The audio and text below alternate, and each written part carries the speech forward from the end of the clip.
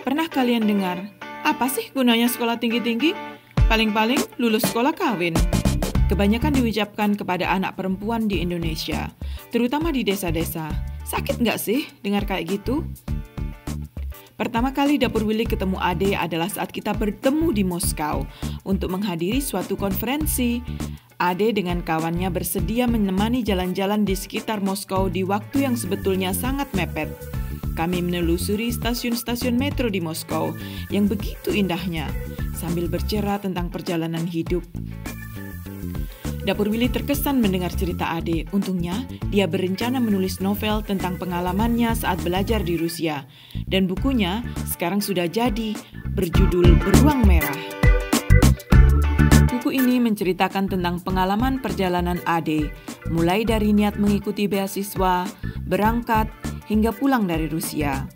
Berbagai macam emosi bermain di sini. Ade sekarang sudah pulang dan mengabdikan keahliannya ke tanah air tercinta. Dan bukan hanya itu, dia tidak ingin menyembunyikan kesuksesannya, akan tetapi membaginya dengan saudara-saudara setanah air, dengan cara membakar semangat pelajar-pelajar agar merealisasikan cita-citanya. Saat baca buku ini, Dapur Willy sering menintiskan air mata. Bukan karena cerita cinta monyet kayak di TV-TV loh. Tapi Dapur Willy terenyuh akan 3 hal yang sangat penting dalam buku ini. Yang pertama adalah tekad.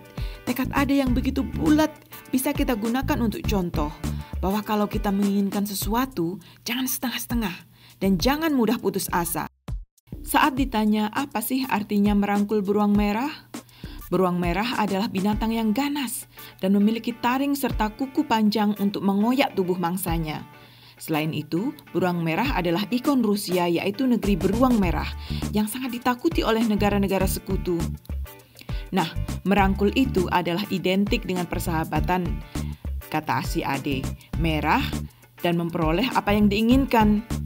Sehingga merangkul beruang merah adalah Ade yang memperoleh impian di negeri beruang merah dengan kuku dan taringnya yang mengoyak-ngoyak rasa malas dan pesimis dalam diri dan menjadikannya semangat karena Allah.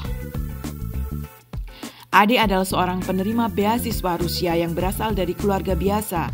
Ayahnya bekerja sebagai penjaga sekolah di kota Medan dan ibunya berjualan makanan di kantin sekolah.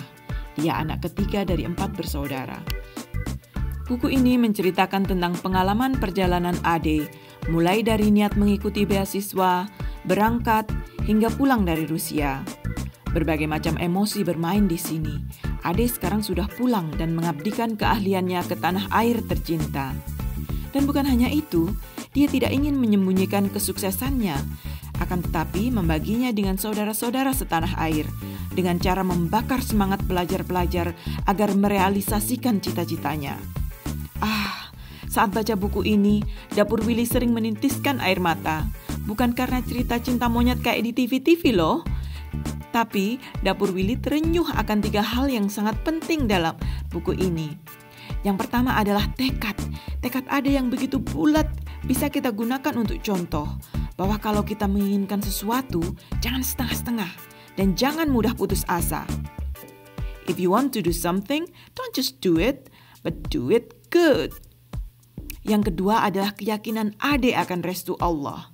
Mungkin ini terdengar klise atau so alim, tapi saya juga yakin kalau kita tahu Allah selalu bersama kita dan yakin Allah akan selalu mendukung kita di jalannya, tidak akan ada yang tidak mungkin.